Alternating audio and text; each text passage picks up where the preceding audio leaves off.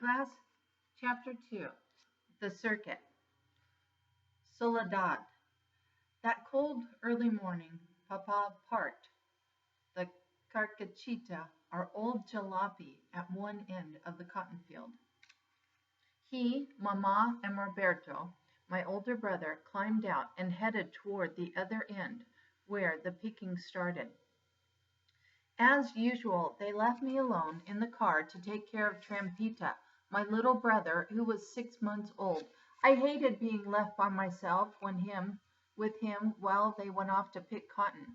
As they walked further into the field, I climbed onto the roof of the car, stood on tiptoes, and watched them until I could no longer tell them apart from the other pickers. I lost sight of them. I felt pain in my chest, that same pain I always felt whenever they left Trampita and me alone. Sobbing, I climbed into the car and wrapped my arms around Trampita, who slept in the back seat. He woke up crying and shivering from the cold. I covered him with a small blanket and gave him his bottle of milk. He calmed down and went back to sleep. After several long hours, I climbed onto the roof of the car again to see if Papa, Mama, and Roberto were on their way back for lunch. I looked as far as I could without blinking, hoping to spot them.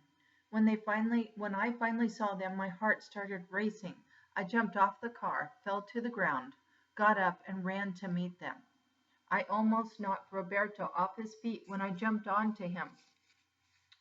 After checking on Trampita, Mama and Papa spread a green army blanket on the ground behind the carcachita where we all sat to eat. Mama reached into a large grocery bag and pulled out the tacos she had prepared for us at dawn that morning. Papa ate quickly because he did not want to lose time from work. Roberto and I ate slowly, trying to make time last a bit longer. Holding him in her arm, Mama nursed Trampita while she ate with her right hand. She then laid him on the back seat of the car, changed his diaper, and kissed him gently on his forehead as he closed his eyes and fell asleep. Papa got up, folded the blanket, and placed it back inside the trunk of the car. Then he picked up his empty cotton sack and flipped it over his left shoulder. This was the signal for Roberto and Mama that it was time to go back to work. Page 11. I climbed onto the roof of the carcachita again and watched them disappear into the sea of cotton. My eyes began to cloud up. I climbed off the car and leaning against the back tire, I sat and thought, if I learn to pick cotton, Papa will let me go with him, Mama and Roberto, and I won't be left alone anymore. After checking on Trampita to make sure he was still asleep, I quietly walked over to the row nearest the car and picked cotton for the first time.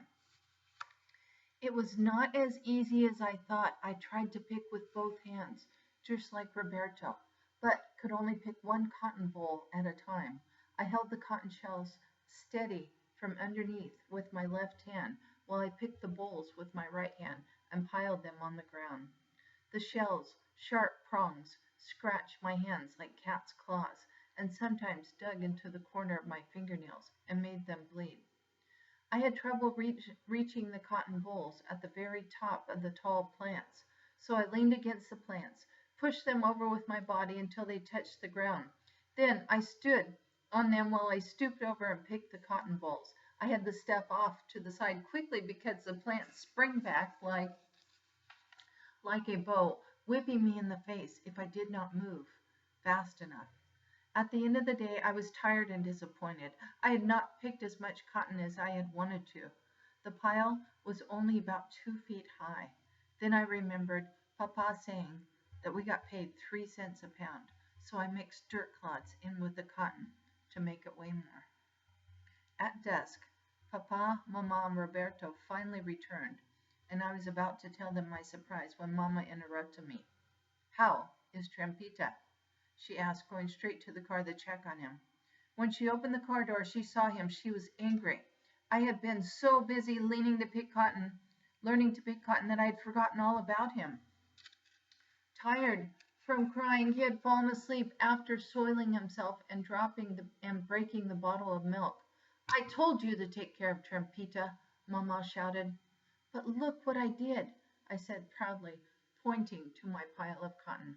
Mamma glanced at the pile, shook her head in anger, and began cleaning Trampita.